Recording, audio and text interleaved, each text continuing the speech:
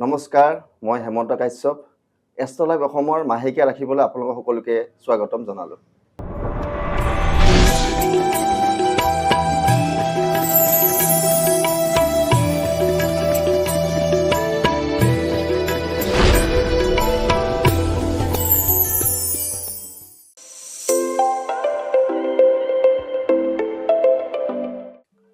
এইবাৰ আহিলোঁ মই ধনুৰাশিৰ জাতক জাতিকাসকলৰ মাজলৈ। ধনুৰাশিৰ জাতক জাতিকাসকলৰ এই মাহত খৰচা অত্যাধিক হ'ব, দূৰভ্ৰমণ হ'ব।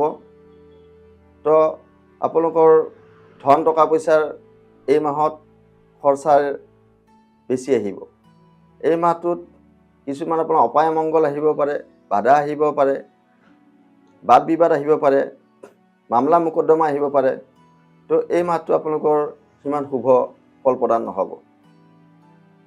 ধনুক ৰাশিৰ জাতক জাতিকাসকলৰ বাবে এই মাহটো যিহেতু অশুভ, তাৰ বাবে তেওঁলোকে দৌল পূৰ্ণিমা বা দৌলযাত্ৰা পালন কৰিব। 3 মাৰ্চ মঙলবাৰৰ দিনাখন দৌলযাত্ৰা আছে। সেইদিনাখন আপোনালোকে পূৰ্ণিমা পালন কৰিব। পূৰ্ণিমা পালন কৰিলে আপোনালোকৰ চন্দ্ৰগ্ৰহণটো শুভ পৰিলক্ষিত হ'ব। আৰু এই মাহত এটা চন্দ্ৰগ্ৰহণ আছে, কিন্তু ভাৰতত অদৃশ্য হয়।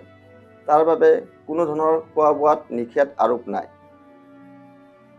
18 মাৰ্চ বুধবাৰৰ দিনাখন অমাৱস্যা আছে।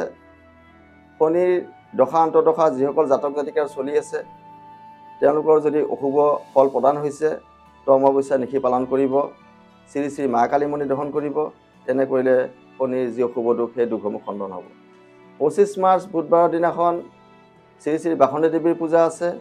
দিনৰ ঘণ্টা 9:12 ভিতৰত দেৱীৰ নৱপত্ৰিকা প্ৰৱেশ, দেৱীৰ নাৱত আগমন হ'ব আৰু ঘোঁৰাত গমন হ'ব। শ্ৰী শ্ৰী বাসন্তী দেৱীৰ কালৰাত্ৰিৰ ওপৰত নেমুৰে পূজা কৰি ধ্যান কৰিব। তেনে কৰিলে এই মাহত যি অশুভ ফল, সেই ফলসমূহ সুফললৈ পৰিলক্ষিত হ'ব। ধন্যবাদ।